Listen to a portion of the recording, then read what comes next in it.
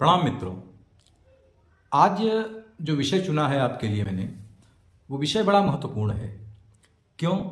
क्योंकि आज आप न्यायालय में चले जाइए, कोर्ट में चले जाइए, तो सबसे ज़्यादा मुकदमे पारिवारिक न्यायालय में, वो भी स्त्री और पुरुष के तलाक के लगे हैं। इसका कारण सबसे महत्वपूर्ण कि हमारे यहाँ के एकीकृत परिवार, एकाकी परिवार नष्ट हो गए, जिससे लोगों पर, विशेष तौर पे दंपतियों पर, कपल्स पर, पति पत्नी पर जो सामाजिक बंधन था वो कमजोर हो गया। जहां भी ये समस्या आ रही है, यहां पर स्त्री और पुरुष दोनों दोषी हैं और दोनों दुखी हैं। जैसे घाट की एक कहावत है, नसकट खटिया बतकट जोर और जब पहिलौठी बिटिया होए, पातर खेती बौरहा भाई, घाक कहें दुख कहाँ समाए। घाक कहें दुख कहाँ समाए कि नसकट खटिया, बिस्तर से आवाज आती हो, बतकट जोर, आपकी पत्नी आपकी बात को काट के अपने बात को स्थापित करने का प्रयास करे। यदि पहली संतान के रूप में पुत्री हो जाए तो जिम्मेदारी का बोझ बहुत जल्दी आ जाता है। खेती कमजोर हो, व्यवसाय कमजोर हो और आपका भाई आपके कहे में न चल रहा हो, तो ये बड़ा दुखदाई है। दूसरा, ये भी पुरुषों के लिए विशेष तौर पे कहा गया है कि यस्य माता गृहे नास्ति भार्या च प्रियवादिनी अरण्यम तेन गंतव्यम यथारण्यम तथा गृहम।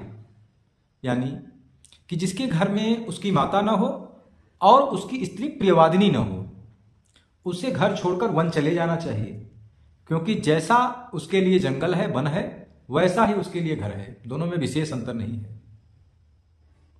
मेरे इशारे से आप समझ गए होंगे जी। स्त्री का प्रियवादिनी और पुरुष पर अपनी बातों को थोपना, स्त्री का प्रियवादिनी न होना और पुरुष पर अपनी बातें थोपना, यही आज समस्या की मूल जड़ है। और इस पर भी जिसको विश्वास न हो रहा हो, पति पत्नी से संबंधित सारे झगड़ों को निपटाने का एक मैं जबरदस्त नुस्खा बता रहा हूं। जबरदस्त सलूशन है, इससे बड़ा सलूशन इस ब्रह्मांड में नहीं है। खासकर जो हमारे सनातनी भाई इस समय देख रहे हैं, हिंदू भाई, उनके लिए। आपका विवाह यदि वैदिक विवाह पद्धति से हुआ है तो वर और कन्या दोनों ने कुछ शर्तें रखकर विवाह को माना है।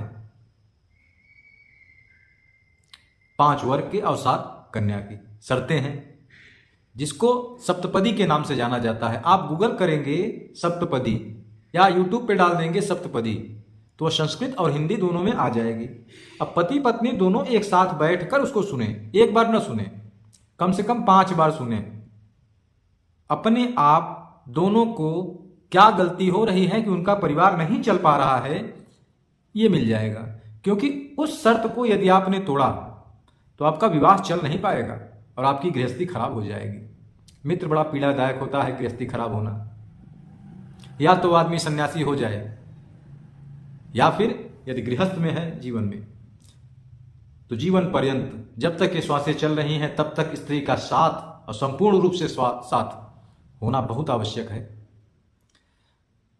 यदि आपके संबंधों में कोई खटास आ रही है, तकलीफ आ रही है, तो आपके घर के लोग बैठें, आपके माता पिता आपके साथ बैठें और वहां पर उन शर्तों को, अगर उचित हो तो पंडित जी जिन्होंने विवाह कराया था उनको भी बुला लीजिए इस गवाही के लिए कि हाँ, इसी शर्त पे विवाह हुआ था।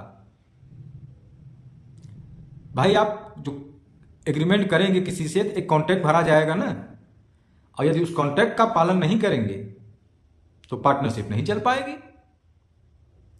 हमारा सनातन धर्म बड़ा वैज्ञानिक धर्म है।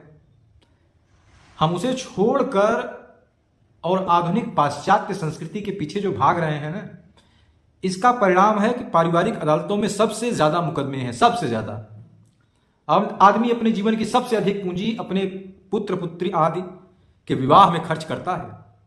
सबसे बड़ी सामाजिक मर्यादा आदमी अपने पुत्र पुत्री के विवाह में दिखाता है, और उसका इस तरीके से बर्बाद होना, विखंडित होना, विशेष तौर पर जो हमारा हाई क्वालिफाइड एजुकेटेड वर्ग है, जो धनाढ्य वर्ग है, उसमें यह समस्या ज्यादा आ रही है, क्योंकि वहां पर स्त्री और पुरुष दोनों स्वावलंबी हैं। लेकिन मित्र, एक परिवार चलाने के लिए आपको सप्तपदी पुनः सुनना होगा। इन सारे मामलों में न्यायालय भी पहले यह चेक करे कि सप्तपदी के जो नियम हैं, जिन शर्तों पर यह विवाह माना है दोनों ने, उसमें कौन गड़बड़ी कर रहा है, स्त्री अथवा पुरुष, अथवा स्त्री और पुरुष दोनों कोई गड़बड़ी कर रहे हैं। अब क्या गड़बड़ी कर रहे हैं, किस लाइन से हट रहे हैं? जो 7 लाइन स्त्री की और 5 लाइन पुरुष का है ना, उसमें से कौन किस किस लाइन से हटा हुआ है? ये ज्ञान अगर उनको दे दिया जाए तो उनकी गृहस्थी टूटने से बच सकती है। यह वीडियो जितना अधिक से अधिक संभव हो सके शेयर करें। मैं इस विषय पर पुनः वीडियो बनाऊंगा, क्योंकि यह विषय आज समाज के लिए थोड़ा महत्वपूर्ण है।